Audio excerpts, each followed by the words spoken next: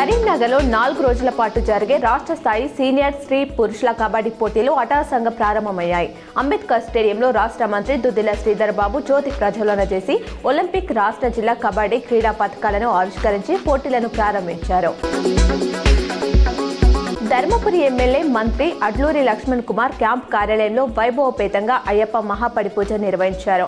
మంత్రితో పాటు ఆయన కుమారుడు హరీశ్వర్ అయ్యప్ప దీక్ష తీసుకున్న నేపథ్యంలో పుష్యమాసం పంచమి తిథిలో మహాపడి పూజ కార్యక్రమాన్ని పెండాల బాలకృష్ణ గురుస్వామి ఆధ్వర్యంలో ఘనంగా నిర్వహించారు.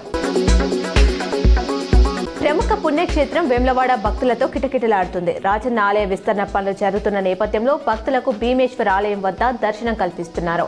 2 రోజులు వరుస సెలవులు రావడంతో దేవాలయానికి భక్తులు భారీగా తరలివచ్చారు. కరీంనగర్ అల్గునూరు వద్ద గల వెలిజాల జగపతిరావు మెమోరియల్ గ్రౌండ్లో కాకా వెంకటస్వామి మెమోరియల్ తెలంగాణ అంతర్జిల్లా T20 లీగ్ ఫైనల్ మ్యాచ్ నిర్వహించారు. ఫైనల్ మ్యాచ్ ముగింపు కార్యక్రమానికి మంత్రులు పొన్నం ప్రభాకర్, వివేక్ వెంకటస్వామి హాజరై మ్యాచ్ ప్రారంభించారు. కిసాన్ జాగరణ్ ఆధ్వర్యంలో 3 రోజుల పాటు నిర్వహించే మేళాను హర్యానా మాజీ గవర్నర్ బండారు దత్తాత్రేయ ప్రారంభించారు.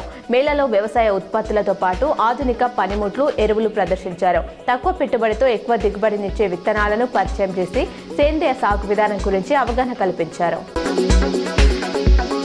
4 రోజుల ఢిల్లీ, మధుర, ఆగ్రా పర్యటనలో భాగంగా కరీంనగర్ జిల్లా మణుకొండూరులోని జడ్పీ హైస్కూల్కు చెందిన 60 మంది విద్యార్థులు ఢిల్లీకి చేరుకున్నారు.